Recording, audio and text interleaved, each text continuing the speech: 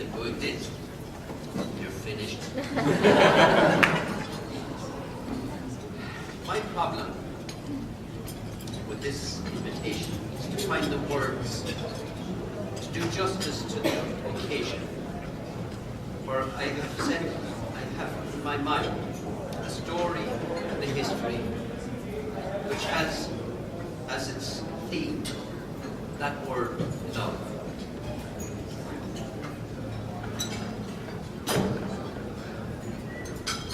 I'm sorry, I'm getting kind of emotional here.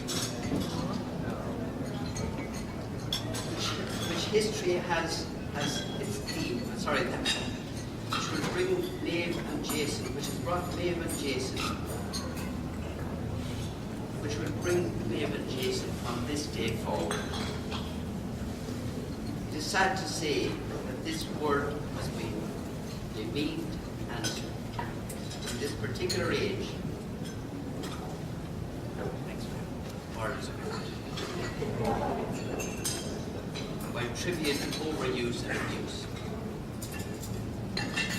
The Italians, who seem to be very cynical about the permanence of love, when they say l'amore fa passare il tempo, e il tempo fa passare l'amore. Love makes time pass, time makes love pass. The kind of love I have in mind for my story was best defined by St. Paul, with this to say: love is patient, love is kind. Thank you, whoever switched on the mic. Where was I? Love does not always insist on having its own way. Love is for eternity. And now for my story. In 1908, a young girl of 18 left Ireland to seek work in the US. Her name was Catherine Tighe, and she did obtain work and was happy in her new surroundings for the next 8 years. But then she began to long to revisit Ireland, to see once more the place she was born in and the friends she left behind. She made the trip in April 1916, intending to stay for a few months.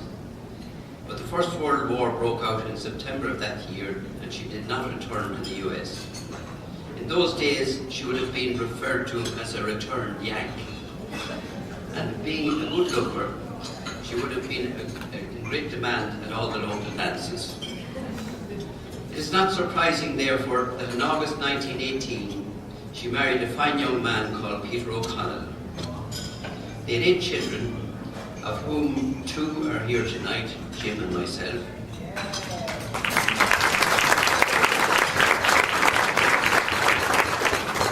She laboured hard to ensure we all got a good education, but the greatest lessons we all learned were those she passed on to us by example. What she established for us by example was an understanding of the true meaning of that word love. For her love was exactly as Paul described it. I think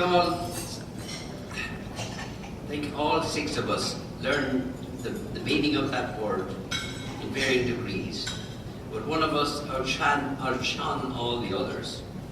I refer to my sister Kathleen, the one of us we all loved, for she was a carbon copy of her mother. The next chapter of my story begins on a day in June 1948 when Kathleen married Dan Sharp.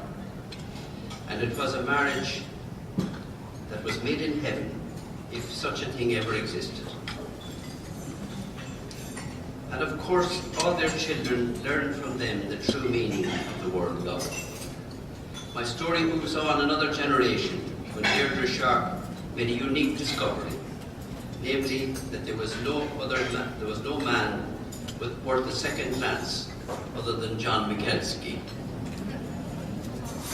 I am sure that everyone present today is familiar with that particular love story, and I'm sure the precious legacy at the heart of my story has been passed on to all the Mikulski children. And today, Maeve has